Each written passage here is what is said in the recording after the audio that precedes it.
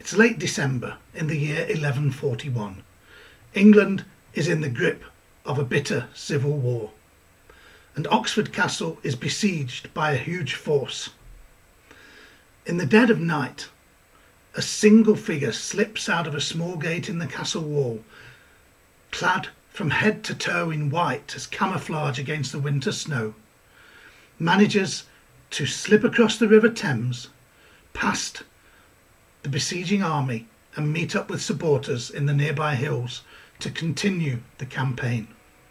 That figure was none other than the Empress Mathilda, one of medieval England's greatest female figures. The Empress Mathilda was born in 1102, and she was the daughter of King Henry I of England, one of two legitimate children. Henry I had a staggering 22 illegitimate children, but that's another story entirely.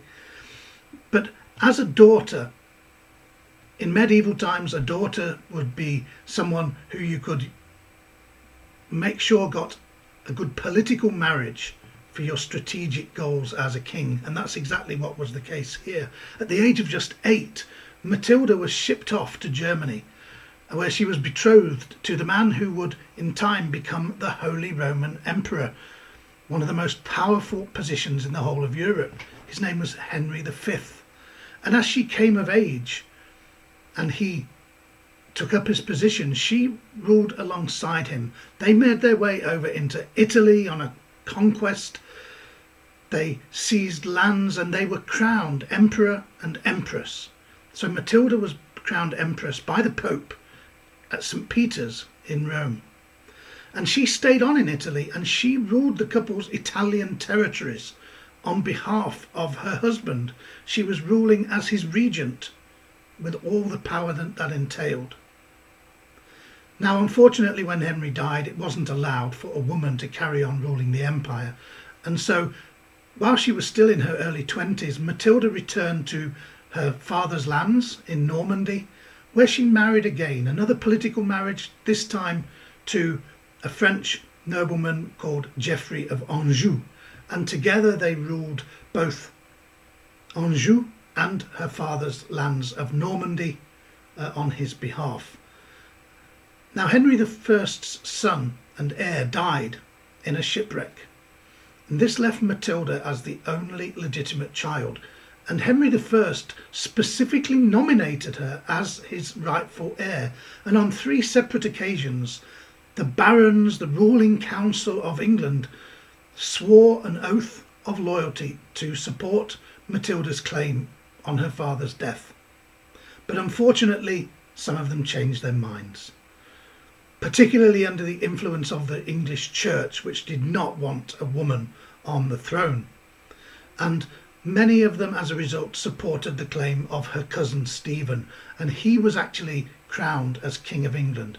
Now, Matilda was not prepared to take this lying down. That was not in her nature. She was a powerful woman, an experienced ruler in her own right, and believed very much that she was the rightful ruler of England. And so in 1139 she came across with her husband with an army and attempted to reclaim her rightful throne by force. Now, the war was a bitter one, a very difficult civil war. Normal life in England pretty much broke down. It became known as the anarchy, that period in history. But it was not a conclusive war. After the siege of Oxford had failed and Matilda had escaped, it was obvious that no one was going to win the war, and so a deal was made. Matilda ruled chunks of southern England, where she got the most support.